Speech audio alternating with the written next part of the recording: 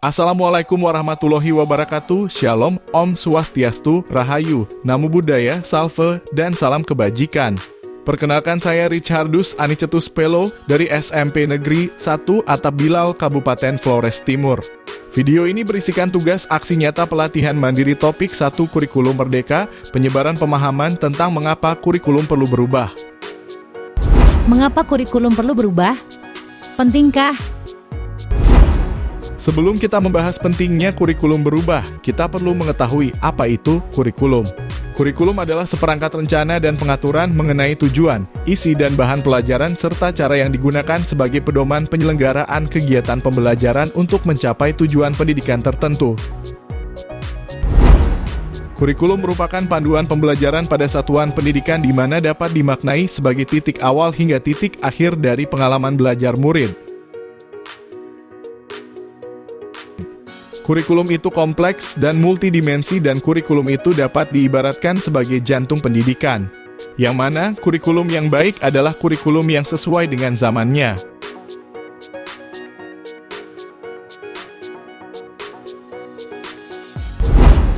Berikut ini merupakan peran dan fungsi kurikulum, yaitu yang pertama, peran kurikulum. Kurikulum sebagai pedoman dan acuan dalam pembelajaran untuk mencapai tujuan pendidikan. Sedangkan fungsi dari kurikulum bagi guru untuk memandu dalam proses belajar murid. Terdapat 4 komponen kurikulum menurut Ralph Tyler, yaitu tujuan, konten, metode atau cara, dan evaluasi. Berikut ini adalah sejarah perubahan kurikulum di Indonesia.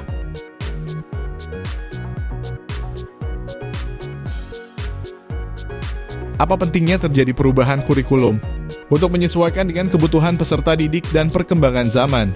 Kurikulum yang baik adalah kurikulum yang sesuai dengan zamannya, dan terus dikembangkan atau diadaptasi sesuai dengan konteks dan karakteristik peserta didik demi membangun kompetensi sesuai dengan kebutuhan mereka saat ini dan masa depan.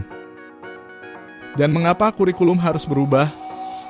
Kurikulum harus berubah, mengapa? Untuk menjawab tantangan zaman. Kurikulum tidak dapat dipergunakan dalam satu waktu terus-menerus karena dunia terus berubah. Maka dunia pendidikan sebagai pilar utama dalam membangun dan mendidik generasi harus pula turut berubah. Seperti yang diungkapkan Ki Hajar Dewantara bahwa tujuan pendidikan adalah menuntun segala kekuatan kodrat yang ada pada anak-anak agar mereka dapat mencapai keselamatan dan kebahagiaan yang setinggi-tingginya baik sebagai manusia maupun sebagai anggota masyarakat.